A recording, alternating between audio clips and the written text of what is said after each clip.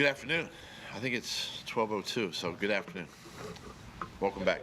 Update on Avonte at this point? We just sent out a statement, so I'm going to let the statement speak for itself. As a follow-up to that statement, though, have you had a chance to communicate with him? Like it said, he flew back with the team. Yeah, he did come back with the team. He's in great spirits. I have not had a chance to meet him this morning. He went home, and then he came back for further evaluation, so I have not seen him yet this morning. Were the guys surprised? He was in good spirits? Yeah, on the plane he was great. Were Yeah. the guys surprised he was on the flight last night? Not at all. Not at all. I think our medical team did a great job of communicating through Howie, myself, and then communicating to the team. So they understood where we were and supported Avonte. Doug, what happened in that situation? Who accompanied him to the hospital from your group and Who did go with us? Yeah, I don't really remember who went with him. Okay. We did have a member of the Philadelphia Eagles go, and then once we got to the plane, we knew he was going to meet us at the plane, so the team went to the plane. He was then escorted to the plane. Doug, did you get another look at Barnett's hit, and what did you think of it? Gosh, it was close. I mean, it's hard to tell. Even during the last night, even kind of replaying it in my mind, when the whistle blew and this and that and the other. But guys were still fighting. He was obviously fighting for extra yards, and it's just unfortunate. I mean, we don't need that type of a hit, obviously. But it was right about the time the whistle blew, so it was kind of right at impact. Is it kind of a tightrope for him, too, because he plays with such aggression? He plays always to the whistle. He's always got the high motor. Yeah, I mean, we instruct our players to play to the whistle, and sometimes it's, in loud stadiums like that, sometimes it's hard to hear and what's going on, and it's unfortunate, and obviously I hope that, the player himself is healthy and can bounce back. Doug, do you have any sense of how bad Sydney is, and whether you have Darby back possibly, probably not, I guess? Well, and just how dire is that whole yeah, quarterback I'll situation? say this. I have not met. I'm going to meet with the medical team this afternoon because of the lateness of coming back, so I don't have any updates yet. How difficult, how challenging Well, is the it's whole challenging. quarterback It is situation? challenging. I mean, just like it was with the receivers, now it's affecting the defensive back. So it's a challenging deal. It's fortunate that we have some days here to get guys healthy, and we'll be able to have a better probably update middle of next week. As a follow-up to that, where's Deshaun stand at this point? It's been a couple weeks. Do you think he has a chance to practice next week? Well, same thing, with him.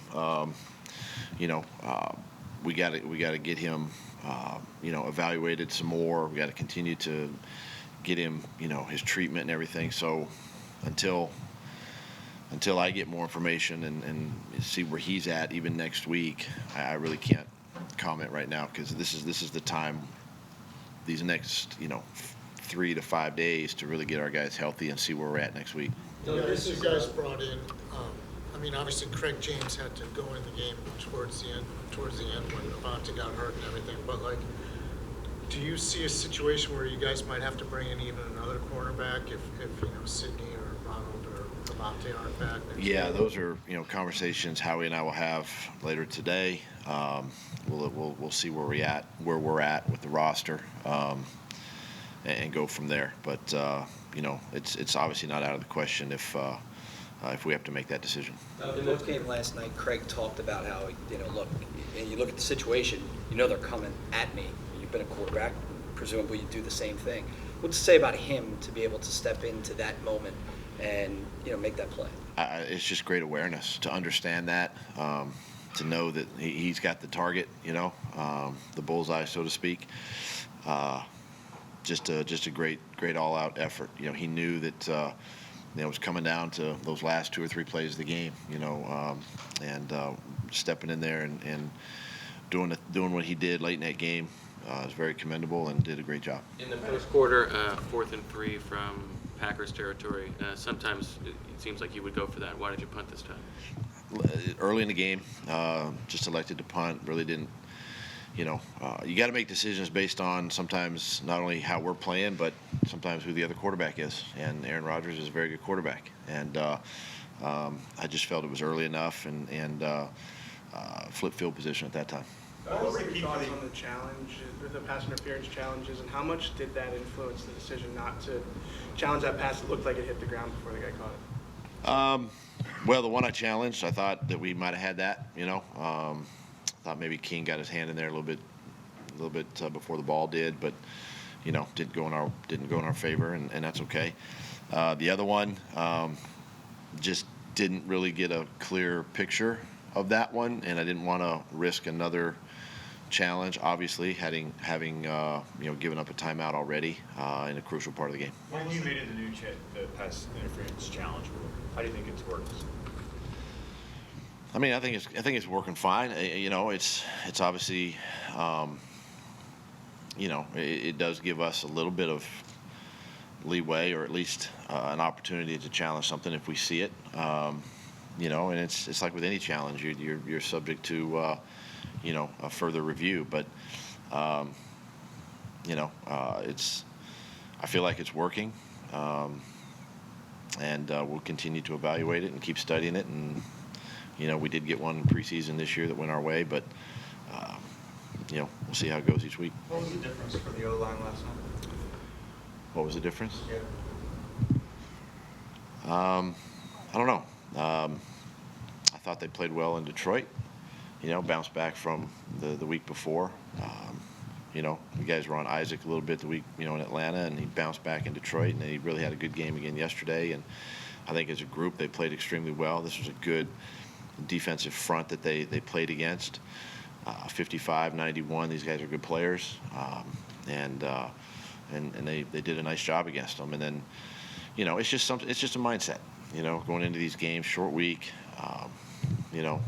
Probably feeling a little bit of pressure of trying to perform and win a game, as we all did probably going into the game. And they blocked their tails off and no sacks. Did a great job. As you look at the success of the running game, is that more matchup dependent, or do you think that could be a recipe for how the offense can function going forward? I believe it's a little bit of a recipe for our offense. Not having Deshaun, out there to have that deeper threat down the field. I mean, you kind of rely on the run game a little bit, but even with Deshaun, I think that's how we can play, and utilize that run game. It does open up some things for us, in the play action game, and last night was kind of an indication of that. Doug, Craig James, he has a pretty thin resume in the NFL. What do you see out of him in practice? What kind of player is he, and is he a viable option going forward at corner? Well, yeah, he's definitely a viable option. He was primarily a special teams player when we brought him in initially, and obviously been elevated. He's a smart kid. Has really, I think, since that Atlanta game, and he's been on the 53 and then practice squad and then elevated again. It can be challenging for players, but he handled that extremely well. And just, and he's another. It's kind of like your backup quarterback or a backup offensive lineman. You don't get a ton of snaps during the week. A lot of mental reps there in that position, and he did a great job of stepping in. Doug, had you lost last night, that would have been 3 straight, and you've been in that spot now 3 times. That's pretty good. Did the math. Thank you. Wow. But in the times you've had this, you've answered it every time. It's 3 times now when that's been the case of the last couple of years. What is it about your group that, keeps it from spiraling out of control? I mean, we talk about resiliency, we talk about toughness and hanging together, and kind of when our back's against the wall, it seems like that's when we play our best football. And it was evident last night. I credit the coaches for a short week, the preparation to prepare the players, and obviously the players to take it upon themselves to understand the game plan and go execute. And again, there's really no magic formula. If you eliminate turnovers, and create turnovers, which we were able to do last night. Yes, we got to eliminate more penalties, but that's also a recipe for success, and we were able to do that and control the ball offensively and execute well. We stayed more positive on first down, which is what we've talked about, and that's a good recipe to winning more games. Doug, right, as On well, Wednesday- cornerbacks, you have a kid on the practice squad from USC, Harris, Harris, I don't know. I'm gonna Jane A. Butcher his first name, but Jane Harris. Jane Harris. Has he shown, I know he came in late in Yeah, camp. he came in late in camp. I mean, he's another, he's a viable option. Been with us now for a while. So yeah, those are all things that we're going to take a look at, over the next few hours and this weekend and the next few days. Doug, On Wednesday, you brought in some prominent players the last 2 years mid-season. Do you feel like the locker room culture on this team is strong enough to bring in somebody prominent? I do. I mean, it's been proven. We've done that before here. I feel like our locker room's strong enough. We got great leadership on the team with the players, and I think where our culture is right now, we can embrace just about anything, in that locker room. A big personality. We've done it. Yeah, we've done it.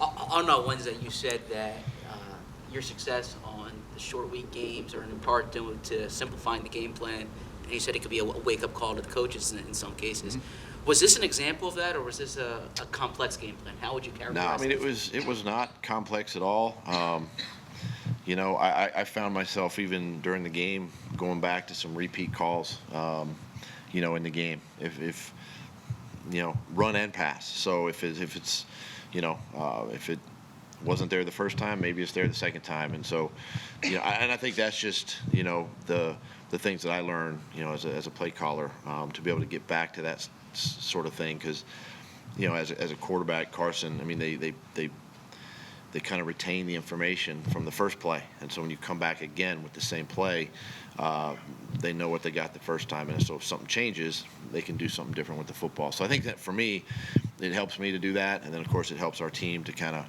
settle in and do the things we were able to do. And so going forward, do you want to do that? Yeah, I mean that's obviously again part of the success we had last night. I can't say 100% that every week's going to be like that, because there are times when you have to change and do other things. Like you may end up having to throw 50 times or whatever it might be. But it's definitely something that you would like to lean on more and more as you go. How will you and the coaching staff use the extra time here?